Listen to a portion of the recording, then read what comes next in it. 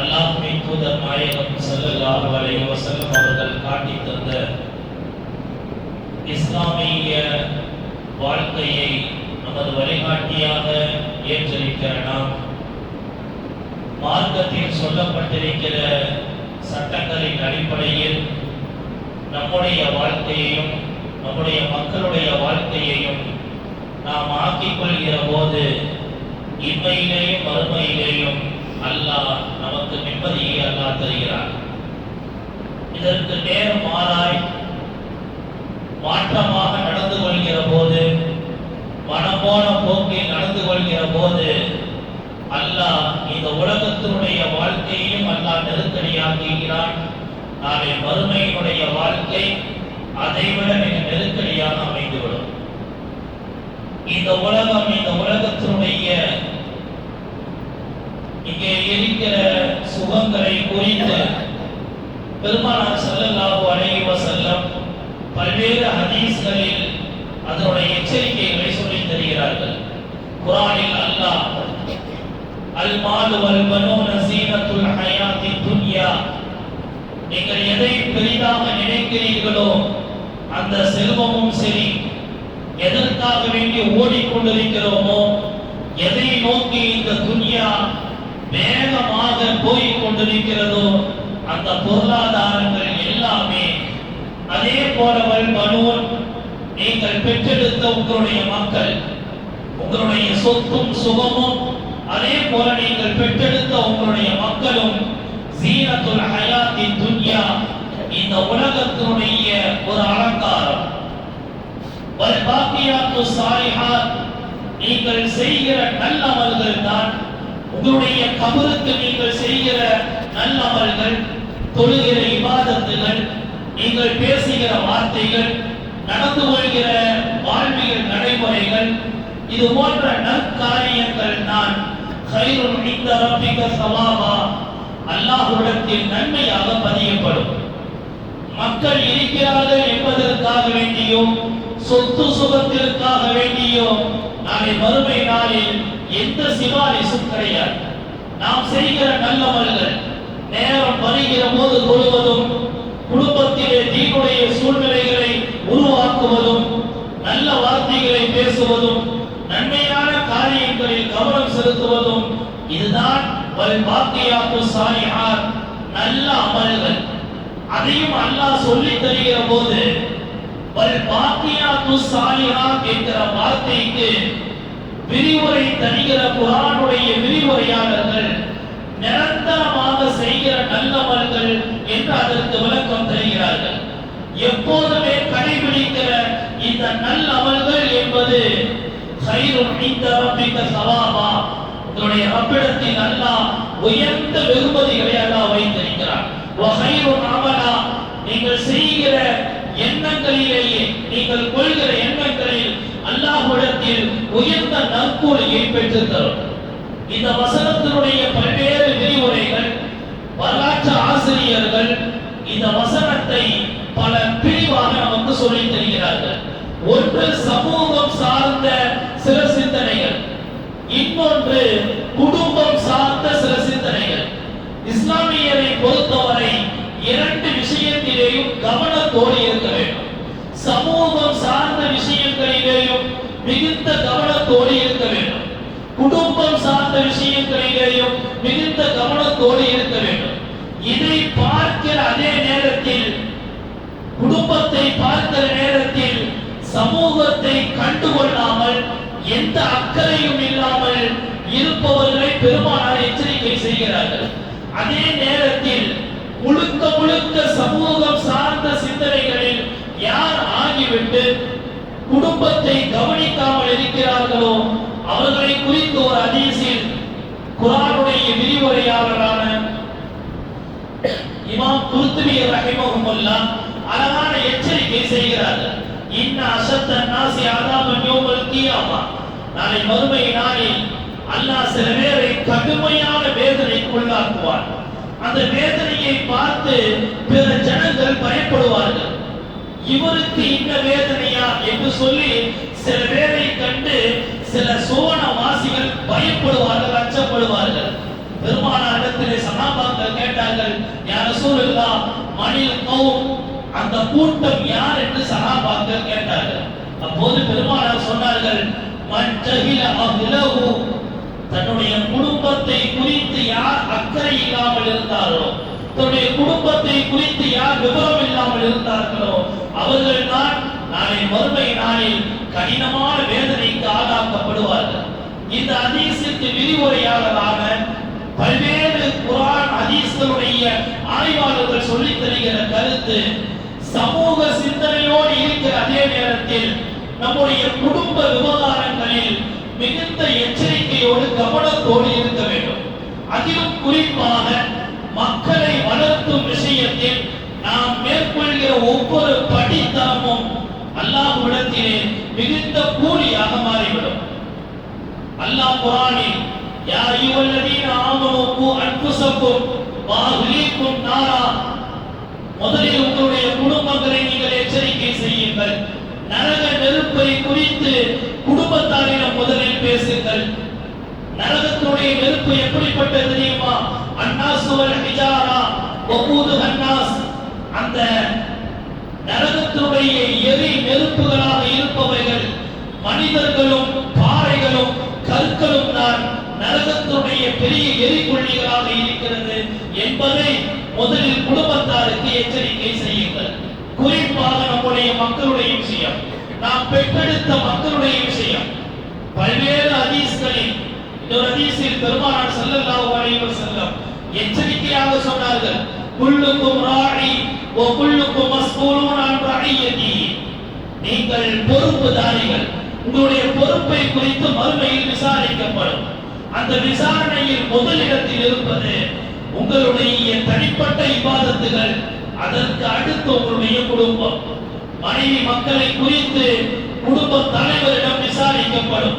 குடும்பம் எப்படி கட்டமைத்திருக்கிறோம், என்ன சொல்லி வளர்த்தி இருக்கிறோம், இவர்களுக்கு என்ன தீனை மக்களுக்கு எத்தி வைத்து கொடுத்திருக்கிறோம், எந்த இடத்தில் மக்களை நாம் தடுத்து நிறுத்தி இருக்கிறோம், மார்க்கத்தின் வரம்பை தாண்டி மனைவி மக்கள் செல்லுகிற போது எந்த இடத்தில் அவர்களுக்கான எச்சரிக்கைகளை நாம் பேசி இருக்கிறோம், சொல்லி இருக்கிறோம், மறுமை நாளில் விசாரிக்கப்படும்.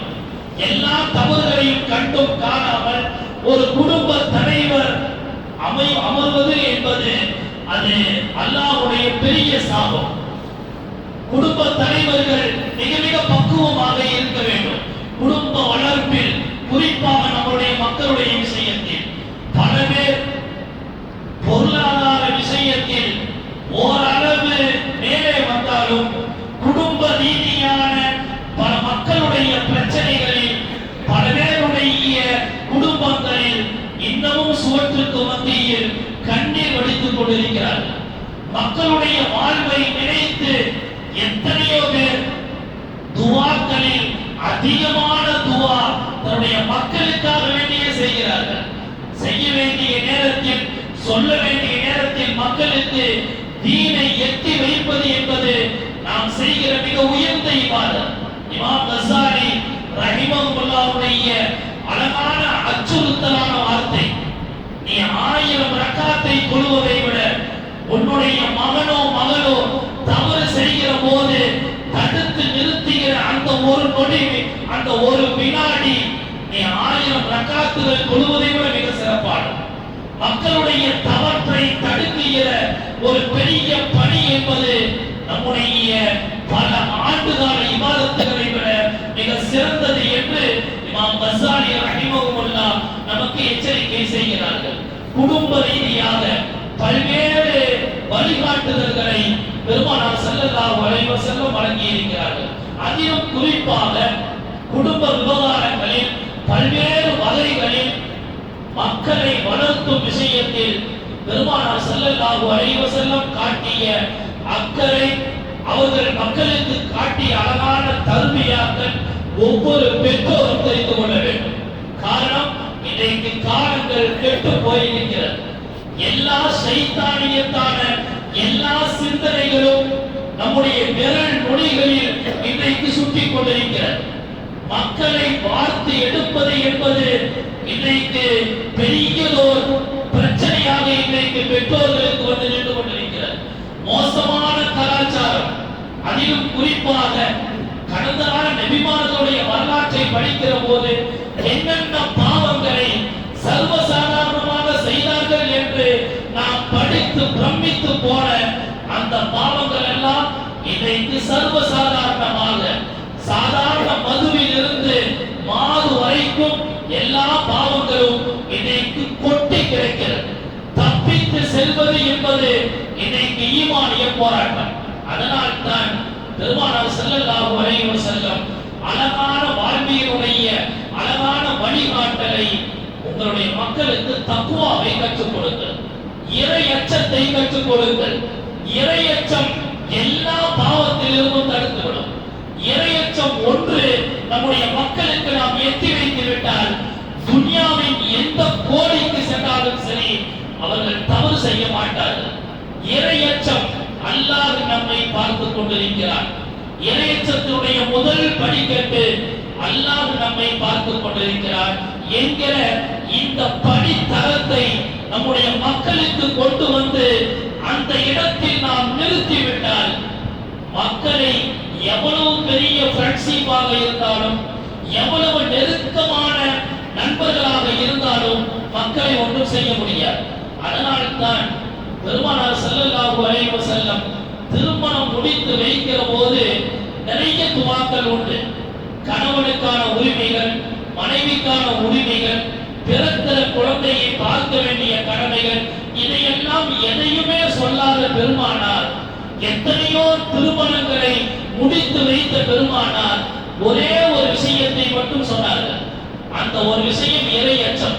குர்ஆனில் இருக்கிற 3 இறையச்சம் சம்பந்தமான வசனங்களை குதுபாவாக ஓதி கணவனுக்கும் மனைவிக்கும் சொல்லுகிற ஒரு முக்கியமான அடிப்படை, கணவனோ மனைவியோ 2 பேரும் இறையச்சத்தோடு நடந்து கொள்ளுங்கள்.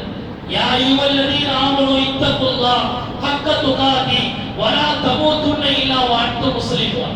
இந்த வசனத்தை ஓதினார்கள். யா அய்யுஹல்லதீன ஆமனூ இத்தகுல்லாஹ் வ கூலு கௌலன் சதீதா. இந்த வசனத்தை ஓதினார்கள். யா அய்யுஹன் நாஸ் என்று தொடங்குகிற நிசாவுடைய அத்தியாயத்துடைய முதல் வசனத்தை ஓதினார்கள். 3 வசனமுமே தக்வா சார்ந்த வசனம். இதை ஓதி பெருமானார் சொல்ல வந்த காரியம், கணவன் மனைவிக்கு மத்தியில் இறையச்சத்தோடு நடந்து கொள்ளுங்கள். அந்த இறையச்சம் கணவனுடைய உரிமைகளை பெண் பாதுகாப்பதும், பெண்ணினுடைய உரிமைகளை கணவன் பாதுகாப்பதும். அதே அடிப்படையிலே தான் நம்முடைய மக்களுடைய வாழ்வு. நம்முடைய மக்களுக்கு நாம் செய்ய வேண்டிய மிக மிக முக்கியமான பணிகள் இறை அச்சத்தை போதிப்பது. அதிலும் குறிப்பாக பருவ வயதை எத்திய நம்முடைய மக்களுக்கு நாம் செய்ய வேண்டிய பிரதானமான காரியம், அல்லாஹ்வை குறித்து, அல்லாஹ்வுடைய ரசூலை குறித்து, நாம் ஏற்றிருக்கிற ஈமானை குறித்து அதிக மக்களிடம் பேச வேண்டும். காரணம், காலங்கள் கெட்டு போயிருக்கிறது. சமீபத்திய செய்திகளை நீங்கள் படித்திருக்கலாம். நமது கோட்டை மேட்டிலேயும் கருப்பு கடை, இந்த 2 பகுதிகளை சார்ந்த மக்கள், அதிலும் குறிப்பாக பெண் மக்கள், +2 படித்து முடித்த பெண் மக்கள், அதிலே ஒரு பெண் படித்துக் கொண்டிருக்கிற பெண், வீட்டை விட்டும் சொல்லாமல் எங்கோ சென்று விடுவதும், இவர்களை தேடி காவல்துறையும் குடும்பமும் பின்னால் அலைவதும், கடைசியாக காவல் நிலையங்களில் அவர்கள் பிடிக்கப்பட்ட செய்தி கிடைக்கிற போது குடும்பத்தோடு அடித்துக் கொண்டு அங்கே காவல் நிலையம் செல்வதும், அங்கே நடத்துகிற கூத்துக்களை எல்லாம் பார்க்கிற போது மன வேதனையாக இருக்கிறது. ஒரு பக்கம் தாயும் தந்தையும் பெற்ற மகளை இந்த பக்கம் இழுக்க, மார்க்கமே சொல்லித் தராமல் காலம் முழுக்க சினிமாவிலேயும் அதே போல வீட்டினுடைய தொலைக்காட்சிகளிலேயும் இன்ன பிற பேச்சுக்களிலேயும் மகளை வளர்த்து எடுத்த பெற்றோர்கள் அந்த நேரத்திலே நின்று கொண்டு அல்லாஹ்வையும் ரசூலையும் குறித்து என்னதான் பேசினாலும் சரி, அந்த பெண்ணுக்கு அந்த நேரத்திலே எதுவும் எடுபடாது, எந்த வார்த்தையும் எடுபடாது. ஒரு மாற்று மத சகோதரருடைய வீடியோவை நீங்கள் பார்த்திருக்கலாம். காவல் நிலையத்தில் தன்னுடைய பெற்ற மகளின் காலில் பிடித்து, ஒரு காலை தாய் பிடிக்கிறார், இன்னொரு காலை தந்தை பிடிக்கிறார். 2 பேரும் காலை கட்டி பிடித்து காலில் விழுந்து தன்னுடைய மகளை அழைக்கிறார்கள். மகளே, விட்டுவிடு. உன்னை அழைத்து செல்கிற இந்த நீ கணவர் என்று யாரை சொல்கிறாயோ அவன் மோசமான நபர் என்றெல்லாம் பேசுகிற போது ஆரம்பத்திலேயே சொல்லி வளர்க்கப்படாத இந்த பெண் பிள்ளைகளுக்கு என்னதான் அந்த கடைசி நேரத்தில் அவர்களுக்கு என்னதான் பேசினாலும் அது எந்த பலனையும் தராது. 190% பெண்கள் அந்த அந்நிய ஆணோடு போயிருக்கிறார்கள். ஏதாவது ஒரு 10% பெண்கள் தான் அது போன்ற சூழ்நிலைகளில் பெற்றோரை தேர்ந்தெடுக்கிறார்கள் என்பது கவலையான விஷயம். நம்முடைய மக்களுடைய விஷயத்தில் குறிப்பாக மிக பரவலாக வாழ்ந்து கொண்டிருக்கிற இஸ்லாமிய மார்க்கம் சுற்றிலும் பள்ளிவாசல்கள், ஒரு பாங்கல்ல வீட்டிலே 3 பாங்களுடைய சத்தங்கள் நம்முடைய வீடுகளிலே ஒலித்துக் கொண்டிருக்கிறது. எத்தனை பேர் வீட்டிலே நாம் நம்முடைய பெண் மக்களுக்கு சரியான இபாதத்துகளை கொடுத்திருக்கிறோம், தொலை சொல்லி இருக்கிறோம். ஏதாவது ஒரு நாள் நம்முடைய வீட்டு பெண்களை நேரம் வருகிற போது நீ தொழுதாயா என்று கேட்பதும், தொழுகவில்லை என்றால் கண்டிப்பதும், கண்டிக்கிற வார்த்தைகளையாவது நாம் சொல்லி இருக்கிறோமா? இவைகள் எல்லாம் நம்முடைய மக்களுடைய பிற்கால வாழ்வில் அது கேள்விக்குறியாக ஆகிவிடும் என்பதை நாம் மிகுந்த எச்சரிக்கையோடு விளங்கிக் கொள்ள வேண்டும். காரணம், இன்றைக்கு இருக்கிற சட்டங்கள் 18 வயதை எட்டிவிட்டால் மேஜர் என்ற அடிப்படையில் பெற்றோர்கள் எதையும் சொல்லக்கூடாது, பெற்றோர்களுக்கு அதை குறித்த எந்த அதிகாரமும் உரிமையும் கிடையாது என்கிற மோசமான ஒரு சட்டத்தின் கீழ் இன்றைக்கு இந்தியா இருந்து கொண்டிருக்கிறது. பெற்றெடுத்த மக்களை நிர்பந்திக்க முடியாத ஒரு சூழ்நிலை இன்றைக்கு இந்த சட்டத்திலே இன்றைக்கு இருக்கிறது. மார்க்கம் இது சம்பந்தமாக என்ன சொல்லி தருகிறது என்பதை பார்க்கிற போது பெருமானார் ஸல்லல்லாஹு அலைஹி வஸல்லம் அலி ரலியல்லாஹு தஆலா அவர்களை பார்த்து சொன்ன வார்த்தை, யா அலி லா துஅஹிர் ஸலாஸத அஷ்யா, அலியே 3 காரியங்களை நீங்கள் பிற்படுத்த வேண்டாம், 3 காரியங்களை நீங்கள் பிற்படுத்த வேண்டாம். அஸ்ஸலாத்து இதா அத்தது வக்துஹா, ஒரு தொழுகை அதனுடைய நேரம் வந்துவிட்டால் உடனடியாக நீங்கள் தொழுது கொள்ளுங்கள். பின்னால் தொழுகலாம் என்கிற அந்த சிந்தனை ஷைத்தான் தன்னுடைய வலையில் வீழ்த்தி விடுவான்.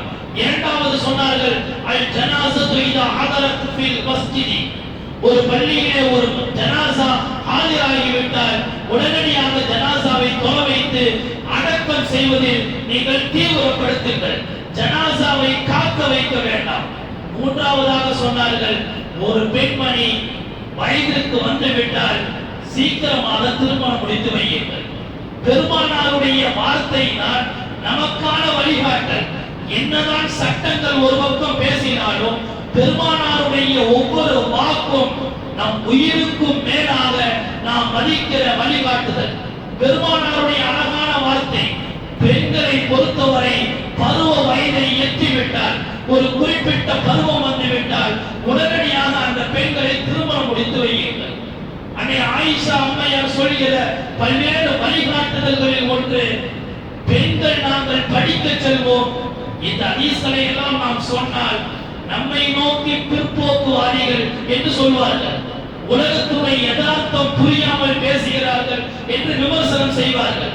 உண்மையில் அன்னை ஆயிஷா அம்மையார் சொன்ன வார்த்தை, பெண்களை அளவோடு நீங்கள் படிக்க வையுங்கள். பெண்களுக்கான கல்வி தகுதி என்பது அன்னை ஆயிஷா அம்மையார் சொன்னார்கள், குர்ஆன் ஓத தெரிந்த அளவிற்கு பெண்களுடைய கல்வி தரம் அத்தோடு நீங்கள் நிறுத்திக் கொள்ளுங்கள். பெண்களுக்கான அதிகப்படியான கல்வி மார்க்கம் சொல்லவில்லை, பெண்களை உழைக்க சொல்லவில்லை. இன்னைக்கு நிறைய குடும்பங்களுடைய மன நிம்மதியுடைய இழப்பிற்கு பெரிதும் காரணம் பெண்களுடைய சம்பாத்தியம். மார்க்கம் பெண்களுடைய சம்பாத்தியத்தை ஒருபோதும் அனுமதிக்கவில்லை. மார்க்கத்தில் இப்படி ஒரு சட்டம் உண்டு, ஒரு கணவன் வஃபாத்தாக ஆகி 4 மாதம் 10 நாள் அந்த பெண் இதா இருக்கிற வரையிலே கணவனுடைய சொத்தில் இருந்து உணவுக்கான தேவை கொடுக்க வேண்டும். அதற்கு பிறகு தொடர்ந்து 1 மாத காலம் வரையும் அந்த பெண்ணுக்கான எந்த உணவுக்கான வழியும் இல்லாத போது அந்த பெண் பகல் நேரங்களில் குடும்பத்துடைய அனுமதியோடு தன்னுடைய உணவு தேவைக்காக வேண்டி சம்பாதிக்க செல்லலாம். இது ஒரு முக்கியமான நிபந்தனை. பகல் நேரத்திலே தான் செல்ல வேண்டும், கணவன் இருக்கக்கூடாது. குடும்பத்துடைய அண்ணன் தம்பி தந்தையுடைய எந்த முக்கியமான உறவுகளும் இல்லாத பட்சத்தில் பகல் நேரத்தில் பெண்களுக்கு தேவையான அளவுக்கு மட்டும் சம்பாதிக்க செல்லலாம். உணவுக்கு தேவையான அளவு சம்பாதிக்கலாம் என்பது மார்க்க சட்டம். இன்னைக்கு பெண்களை எல்லாம் சம்பாதிப்பதிலேயும் குடும்பத்திற்கான தேவைகளிலேயும் பல்வேறு கடன்கள், பல்வேறு இஎம்ஐகள், பல்வேறு ஆசைகளின் காரணமாக இன்னைக்கு வளர்க்க வேண்டிய குழந்தைகள் இன்னைக்கு எங்கோ வளர்ந்து கொண்டிருக்கிறது. தாயும் தந்தையும் போட்டி போட்டுக் கொண்டு சம்பாதிக்கிறார்கள். பெண்கள் குழந்தைகளை வளர்த்த வேண்டிய, பாசத்தை ஊட்டி வளர்த்த வேண்டிய தாய்மார்கள் இன்னொரு பக்கம் வேலை செய்து கொண்டிருக்கிறார்கள். இந்த குழந்தைகள் என்னதான் பெரிதாக ஆகி ஒரு குறிப்பிட்ட வயது எட்டுகிற போது தாய் தந்தையினுடைய பாசம் கட்டுதளவும் இருக்காது. தாய் தந்தைகளுடைய பாசம் இந்த குழந்தைகளுக்கு என்னவென்றே தெரியாது. இதுதான் இன்றைக்கு இருக்கிற சூழ்நிலை. இதனுடைய அஸ்திவாரம் என்பது இன்றைக்கு நடத்துகிற பல்வேறு பிரச்சனைகளில் அஸ்திவாரம் என்பது குடும்ப பெண்களை பக்குவப்படுத்துவது.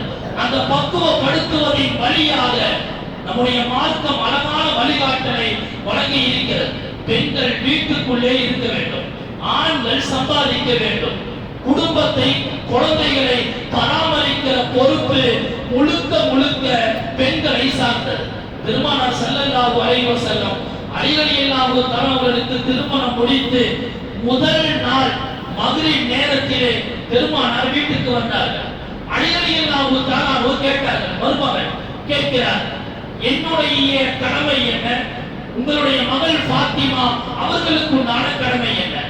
அழகான ஒரு வார்த்தை, ஒட்டுமொத்த குடும்பத்திற்கான நிம்மதியுடைய வார்த்தை. பெருமானார் சொன்னார்கள், அலியே, வீட்டின் வெளி விவகாரத்தில் நீ கவனம் செலுத்திக் கொள். ஃபாத்திமாவை பார்த்து சொன்னார்கள், ஃபாத்திமாவே, வீட்டினுடைய உள் விவகாரங்களில் நீ கவனம் செலுத்திக் கொள் என்று சொன்னபோது ஃபாத்திமா அம்மையார் கேட்டார்கள், உள் விவகாரங்கள் என்றால் என்ன என்று கேட்டார்கள். அப்போது பெருமானார் சொன்னார்கள், அலிக்கு தேவையான உணவை ஃபாத்திமாவே எல்லா நேரங்களிலேயும் ஏற்பாடு செய். பிறக்கிற குழந்தையை எல்லா வகையிலையும் நீ பாதுகாத்துக் கொள். வீட்டை சுத்தமாக வைத்துக் கொள். உன்னுடைய ஆடை அலிக்கு பிடித்த வகையில் உன்னுடைய ஆடையை நீ அமைத்துக் கொள். அழகான வார்த்தை. இதுதான் குடும்பத்துடைய கட்டமைப்பு. இஸ்லாம் அழகான பெண்களுக்கான உரிமை, அவர்களுக்கு கொடுக்கப்பட்ட பெரிய சுதந்திரம். சம்பாதிக்க வேண்டிய அவசியம் இல்லை. மற்ற சமூகத்தை நோக்கி இஸ்லாமிய பெண்கள் வெளியிலே செல்வதும் சம்பாதிக்கிற நோக்கம் அதுவும் தவறு. இருக்கிற குழந்தைகளை பார்க்க வேண்டிய அந்த முக்கியமான கடமை இங்கே இல்லாமல் ஆகிறது. எனவேதான் பெண்கள் விஷயத்தில் மிகுந்த எச்சரிக்கையோடு இருக்க வேண்டும். ஒரு தடவை ஃபாத்திமா அம்மையார் 3 குழந்தைகளை பெற்றெடுத்தார்கள். ஹசன், ஹுசைன், முஹ்சின் என்று 3 குழந்தைகள். 3 பேரும் சரியான சேட்டைகள். கடுமையான அவர்களுடைய சிறு குழந்தைகளுக்கு இருக்கிற அந்த 4-5 வயதில் இருக்கிற குழந்தைகளுக்கு உண்டான தன்மை தாங்க முடியாத ஃபாத்திமா அம்மையார் பெருமானாரிடத்திலே வந்து கேட்டார்கள், யா ரசூலல்லாஹ், குழந்தைகளை பராமரிக்க முடியவில்லை. அலியுக்கும் நேரத்தில் நான் கணவருக்கும் உணவு சமைக்க வேண்டும், அவருக்கான தேவையை நிறைவேற்ற வேண்டும். மாவு அரைத்து கல்லில் உரசி இந்த இடம் முழுக்க பழுத்து போய்விட்டது, மாவு அரைக்க முடியவில்லை என்று சொன்ன போது அந்த நேரத்திலே பெருமானாருக்கு நல்ல வசதி வாய்ப்புகள் இருந்த நேரம். கனிமத் சொத்துக்கள் பள்ளியில் குவித்து வைக்கப்பட்டிருக்கிற நேரம். அழகான வார்த்தைகளை பெருமானார் சொன்னார்கள். மகள் ஃபாத்திமாவுக்கு சொன்ன வார்த்தை ஒவ்வொரு தந்தையும் தன்னுடைய மக்களுக்கு சொல்ல வேண்டிய வார்த்தை, குறிப்பாக பெண் மக்களுக்கு சொல்ல வேண்டிய வார்த்தை. பெருமானார் சொன்ன ஒரே வார்த்தை கேட்டதும் ஃபாத்திமா அம்மையாருடைய கண்களில் இருந்து கண்ணீர் வந்தது. அப்படியே திரும்ப சென்றார்கள். பெருமானார் சொன்னார்கள், ஃபாத்திமாவே, உன்னுடைய கணவருக்கும் உன்னுடைய மக்களுக்கும் செய்ய வேண்டிய கடமைகளில் யாருக்கும் நீ பங்கு போட்டு கொடுக்காது. உன்னுடைய கணவருக்கு செய்ய வேண்டிய கடமைகளில் யாருக்கும் பங்கு போட்டு கொடுக்காது. வேலைக்காரியை வைக்க வேண்டாம் என்பது பெருமானாருடைய சுருக்கமான வார்த்தை. குழந்தைகளை பராமரிப்பதற்கு அந்த பொறுப்பை ஃபாத்திமாவே நீயே எடுத்துக்கொள், யாரிடத்திலேயும் ஒப்படைக்காதே. இதுதான் வாழ்க்கையினுடைய தத்துவம், இதுதான் வாழ்க்கையினுடைய ரகசியம். பெருமானார் நினைத்திருந்தால் மகளுக்கு தாராளமாக அடிமைகளை கொடுத்து ராஜ வாழ்க்கை பெருமானார் வாழ வைத்திருக்க முடியும். நிம்மதியினுடைய வாசலை பெருமானார் காட்டி தந்தார்கள். அதனால் தான் அலி ரலியல்லாஹு தஆலா சொல்கிறார்கள், ஃபாத்திமா அம்மையார் மரணித்த போது அல்லாஹ்விடத்திலே கேட்கக்கூடாத ஒரு துஆ நான் கேட்டேன். யா அல்லாஹ், ஃபாத்திமாவை இழந்து விட்டேன், என்னுடைய அன்பு மனைவியை இழந்து விட்டேன், இனி அடுத்த மனைவி எப்படி இருப்பாளோ, யா அல்லாஹ் என்னை நீ சோதித்து விடாதே, எனக்கு நல்லதாக இருந்தால் அந்த வாழ்க்கையை நகர்த்து, இல்லாவிட்டால் கபரை நான் ஆசைப்படுகிறேன் என்ற துஆவை மனைவி இழந்த போது அன்னை அலி ரலியல்லாஹு தஆலா கூறிய வார்த்தை. குடும்ப கட்டமைப்பு இஸ்லாமிய மார்க்கம் மிக தெளிவாக இருக்கிறது. குறிப்பாக மக்களுடைய விஷயத்தில் கண்டிப்போடு இருக்க வேண்டும். ஏற்கனவே ஜுமாவில் சொன்னதுண்டு, பெருமானாருக்கும் பெருமானாருடைய மனைவி ஆயிஷா அம்மையாருக்கும் சின்ன சண்டை ஏற்பட்டது, ஒரு சின்ன வாக்குவாதம் ஏற்பட்டது. வாக்குவாதம் ஏற்பட்டு அந்த வாக்குவாதத்தின் முடிவு யார் செய்ய வேண்டும் என்று சொல்ல, உடனே ஆயிஷா அம்மையார் சொன்னார்கள், நீங்கள் யாரை வேண்டுமானாலும் அழைத்துக் கொள்ளுங்கள் என்று சொல்ல, பக்கத்தில் இருந்து அபூபக்கர் ரலியல்லாஹு உடைய சொந்த மாமனார் அன்னை ஆயிஷா அம்மையாருடைய தகப்பனார் அவரை அழைத்து நிற்க வைத்து பெருமானாருடைய குடும்ப விவகாரம், சின்ன ஒரு மனஸ்தாபம், அதை பேசி தீர்ப்பதற்கு பஞ்சாயத்திற்கு அபூபக்கர் ரலியல்லாஹு அழைக்கப்பட்டார்கள். பஞ்சாயத்து ஆரம்பிக்கிற முதல் வரியிலேயே அன்னை ஆயிஷா அம்மையார் பெருமானாரை பார்த்து சொன்னார்கள், இதா குல்த ஃபஸதக்த வைதா கதிப்த ஃபாலை, பேசினால் உண்மை பேச வேண்டும், எக்காரணத்தை கொண்டு போய் பேசக்கூடாது என்ற கடுமையான வார்த்தையை பெருமானாரை நோக்கி ஆயிஷா அம்மையார் பெண்களுக்கே உண்டான இயற்கையான அந்த ஒரு நிலையில் பேசிய போது கேட்ட அபூபக்கர் ரலியல்லாஹு சொந்த தந்தை வேகமாக வந்து ஓங்கி மகளை அடித்தார்கள். அடித்தது பெரிய விஷயம் அல்ல, ஹதீஸில் இருக்கிறது. இந்த ஹதீஸை அறிவிக்கிற அன்னை ஆயிஷா அம்மையார் சொல்கிறார்கள், என்னுடைய தந்தை அப்போ அடித்தது இப்போது நினைத்தால் என்னுடைய உடலில் உள்ள முடிகள் எல்லாம் சிலிர்க்கிறது என்று சொல்லுகிற அளவிற்கு வேகமாக வந்த அபூபக்கர் சித்திக் ரலியல்லாஹு ஓங்கி அடித்தார்கள். அடித்த அடியில் கன்னத்தில் ரத்தம் வந்தது. அடித்த அடியில் கன்னத்தில் ரத்தம் வந்தது. துடிதுடித்து போன அன்னை ஆயிஷா அம்மையாரை பெருமானார் கைத்தாங்களாக பிடித்தார்கள். பிடித்து பெருமானார் சொன்னார்கள், உங்களை பஞ்சாயத்திற்கு அழைத்தோம், நீங்கள் பஞ்சாயத்தை பெரிதுபடுத்தி விட்டீர்கள், சின்ன ஒரு பேச்சு தான், ஆனாலும் நீங்கள் பெரிதுபடுத்தீர்கள் என்று சொன்ன போது அபூபக்கர் சித்திக் ரலியல்லாஹு ஒரு பதில் சொன்னார்கள். கேட்ட பெருமானார் மனம் குளிர்ந்து போனார்கள். அபூபக்கர் ரலியல்லாஹு சொன்னார்கள், யா ரசூலுல்லாஹ், இதுவரையிலேயும் நீங்கள் போய் பேசியதில்லை, ஒட்டுமொத்த மக்கத்து குறைஷிகள் உங்களை நெருங்கிய போதும் போய் பேசாத நீங்கள், என்னுடைய மகள் எனக்கு முன்னாலேயே உங்களை பார்த்து பொய் பேசக்கூடாது என்று சொன்னது என்னுடைய வளர்ப்பில் ஏற்பட்ட குறையாக நான் பார்க்கிறேன். அடித்ததற்காக நான் மன்னிப்பு கேட்கிறேன், ஆனால் அடித்த அடி அது சத்தியத்திற்காக வேண்டி அடிக்கப்பட்டது. அடித்ததில் நான் எந்த தவறும் செய்யவில்லை, என்னுடைய மகளை சரியாக வளர்க்கவில்லை என்கிற அந்த உணர்ந்ததின் காரணமாக என்னுடைய மகளை நான் அடித்தேன் என்று சொன்னார்கள். பெருமானார் சந்தோஷப்பட்டார்கள். இப்படித்தான் மக்களை இருக்க வேண்டும், மக்களை அடித்து வளர்க்க வேண்டும். பெருமானார் பல்வேறு ஹதீஸ்களில் குடும்பத்தில் குச்சியை தொங்க விடுங்கள் என்றும், சில ஹதீஸ்களில் சாட்டையை தொங்க விடுங்கள், வீட்டிலே குழந்தைகளை மிரட்டுவதற்காக சாட்டையை தொங்க விடுங்கள், அப்படி தொங்க விடப்பட்ட வீட்டில் அல்லாஹ் பரக்கத்து செய்யட்டும் என்றார்கள். மக்களை எந்த வீட்டில் அடித்து வளர்க்கப்படுகிறதோ அந்த இடத்தில் குடும்பத்தில் அல்லாஹ் பரக்கத்தை உண்டாக்குவார். ஒரு அவுலாதக்கும் உடைய குழந்தைகளுக்கு நீங்கள் நல்ல விஷயத்தை ஏவுங்கள், செய்யவில்லையானால் 10 வயதை கடந்தும் செய்யவில்லையானால் அந்த குழந்தை அடியுங்கள். இது பெருமானாருடைய வாக்கு. அடிக்காமல் செல்லம் கொடுத்து எல்லாவற்றையும் கொடுத்து கடைசியில் கண்ணீர் பிசைந்து நிற்கிற மோசமான நிலை நம்முடைய இஸ்லாமிய சொந்தங்களுக்கு ஒருபோதும் வரக்கூடாது. யாருடைய அறிவுரையும் இந்த விஷயத்தில் நமக்கு தேவையில்லை. என்னதான் அரசாங்கம் உலமாக்கள் சொன்னாலும் சரி, என்னதான் பெரிய அறிவாளிகள் பேசினாலும் சரி, பெருமானாருடைய வார்த்தையை மிஞ்சிய, பெருமானாருடைய வார்த்தையை தாண்டிய ஒரு கருத்து நமக்கு தேவையில்லை. பெருமானார் உலகத்துடைய அகிலத்தினுடைய தூதர், பெருமானார் சையதுல் அம்பியா, நபிமார்களுக்கெல்லாம் தலைவர். இவர்களை மீறிய ஒரு கருத்து உலகத்தில் இருக்கவே முடியாது என்பது நம்முடைய ஈமானிய சிந்தனை, ஈமானிய பக்குவம். எனவே இன்றைக்கு குழந்தைகளை வளர்க்கும் விஷயத்தில் தாராளமாக அடித்து நன்றாக வளர்த்த வேண்டும் என்பது மார்க்கம் சொல்லித் தருகிற விஷயம். இரண்டாவதாக நான் சொல்லிக் கொண்டு வந்த விஷயம், பெண்களை அளவோடு நாம் குடும்பங்களிலே மிக கண்ணியத்தோடு நல்ல முறையில் சம்பாதித்து கொண்டு வந்து அவர்கள் கொடுக்கட்டும், அவர்கள் பெற்றுக் கொண்டு துவா செய்யட்டும். ஒரு சஹாபி வந்து, யா ரசூலல்லாஹ், நான் பல தொழில்கள் செய்து விட்டேன், என்னால் முன்னேற்றம் அடையவில்லை என்று சொன்னபோது பெருமானார் சொன்னார்கள், நிக்கா செய்து கொள்கிறார்கள். அந்த சஹாபி ஆச்சரியத்தோடு கேட்டார், யா ரசூலல்லாஹ், நானே சிரமத்தில் இருக்கிறேன், என்னுடைய உணவு விஷயமே யோசிக்க வேண்டிய கட்டாயத்தில் இருக்கிறது என்று சொன்னபோது பெருமானார் சொன்னார்கள், இல்லை, திருமணம் முடித்துக் கொள்கிறார்கள்.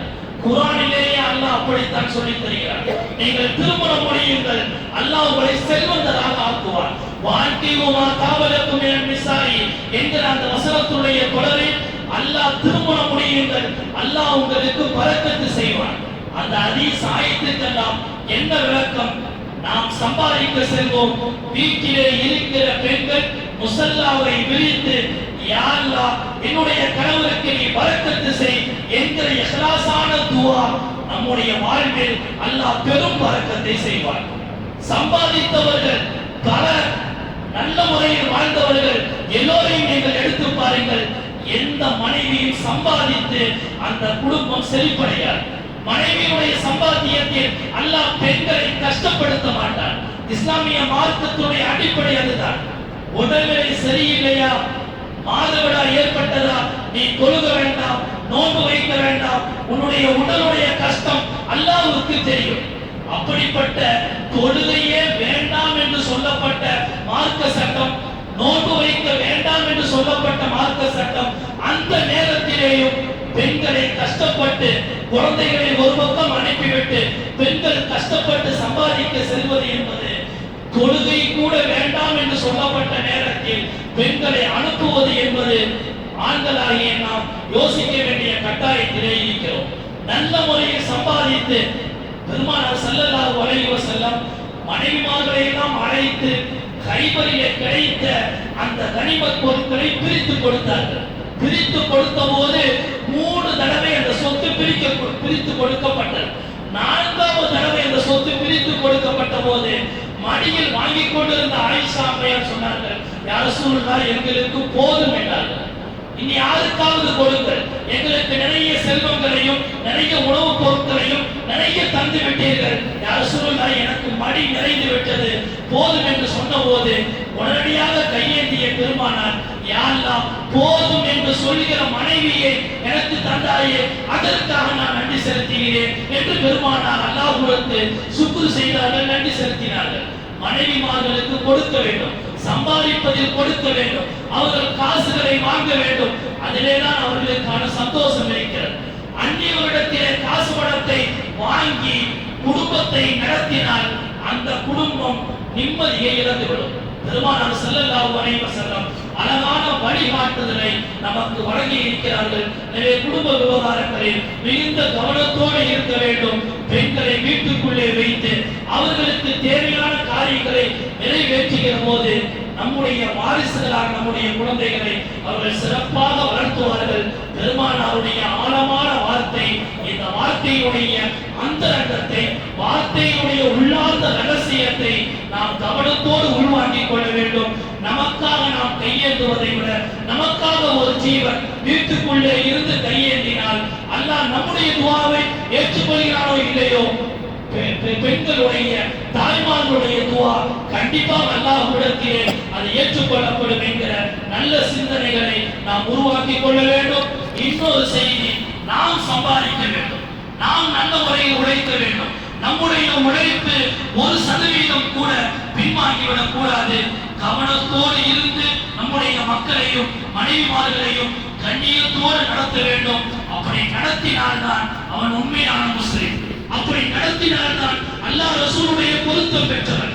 அப்படி நடத்தினால்தான் நாளை மறுமை நாளில் மௌத்துடைய நேரத்திலிருந்து நாளை மறுமை நாள் வரை அல்லாஹ்வுடைய பொருத்தம் அவனுக்கு கிடைக்கும். வல்லோன் அல்லாஹ் அந்த வாக்கியத்தை நம் யாவருக்கும் அல்லாஹ் வழங்கி அருள் புரிவானாக.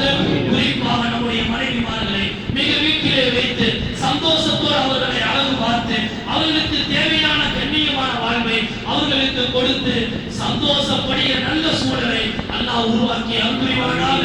எல்லாவற்றிற்கும் மேலாக யாரெல்லாம் எங்களுக்கு குழந்தைகளை தந்திருக்கிறார், அந்த குழந்தைகளை சாலியான முறையில் வளர்த்து எடுத்து எந்த சந்தர்ப்பத்திலேயும் யாரெல்லாம் சமூகத்திற்கு கெட்ட பெயரை பெற்றெடுத்த பெற்றோருக்கு கெட்ட பெயரை உருவாக்குகிற அந்த மோசமான நிலைகளை விட்டும் எங்களுடைய மக்களையும் எங்களுடைய சந்ததியினர்களையும் யாரெல்லாம் நீ காத்து அருள்புரிவாயாக. எல்லா இடங்களிலேயும் எங்களுடைய மக்களுக்கும் எங்களுக்கும் யாரெல்லாம் மேலான இறையச்சத்தை தப்புவாமை யாரெல்லாம் எங்களுக்கு நீ வழங்கி இந்த உலகத்தில் கண்ணியமாக வாழ்ந்ததை போல நாளை மறுமை நாளிலேயும் உயர்ந்த கண்ணியத்தை யாரெல்லாம் எங்கள் எல்லோருக்கும் நீ நசீபாக்கி அருள்புரிவாயாக. ஆமீன் ஆமீன். அல்ஹம்துலில்லாஹ்.